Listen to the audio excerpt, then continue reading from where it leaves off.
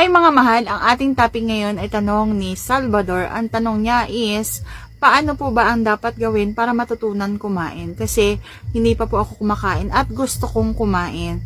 Ayun, so ano nga ba yung gusto niyang kainin? So alam niyo na yun guys, yung bulaklak.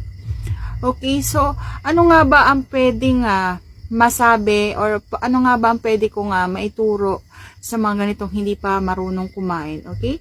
Kung interesado ka malaman, please keep on watching. Pero bago yan, kung bago ka pa lang sa akin channel, please consider to like this video and subscribe my channel. Kung hindi ka pa marunong kumain at gusto mong kumain, so kailangan dapat mahal na mahal mo yung kakainin mo, okay? So may kasabihan nga tayo na lahat gagawin mo para mapasaya mo lamang ang iyong minamahal, okay? So kung mahal na mahal mo yan, kailangan kakainin mo siya. Kasi part yan kasama yan sa sangkap na magpapasarap. Halimbawa gusto mo na mga lumigaya sa iyo ang isang babae, so kailangan kakainin mo siya. At umpisahan mo na doon. So syempre, so kung hindi mo talaga alam kung paano ang style, so umpisahan mong halik-halikan yung mula ulo pababa.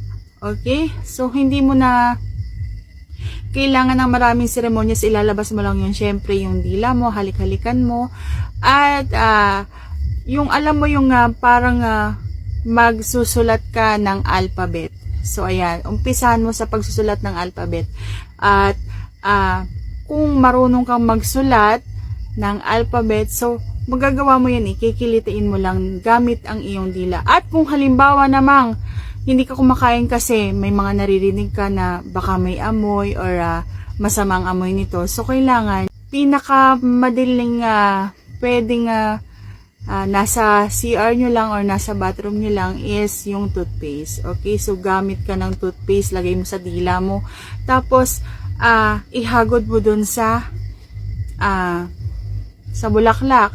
So sa ganyang paraan mawawala yung amoy at matutunan mo nang kainin. So yun. At wag mo namang lagi-laging gagawin yan kasi masama po ang toothpaste. Okay, nakaka-dry and nagkakaroon ng infection.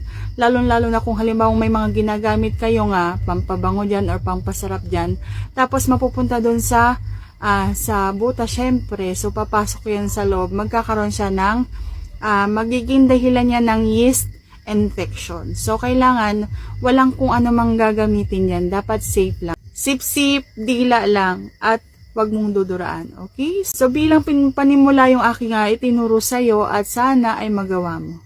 At yan lang ang kasagot for today's video. Sana nagustuhan mga kasagot. And if you like this video, please consider to like and subscribe my channel.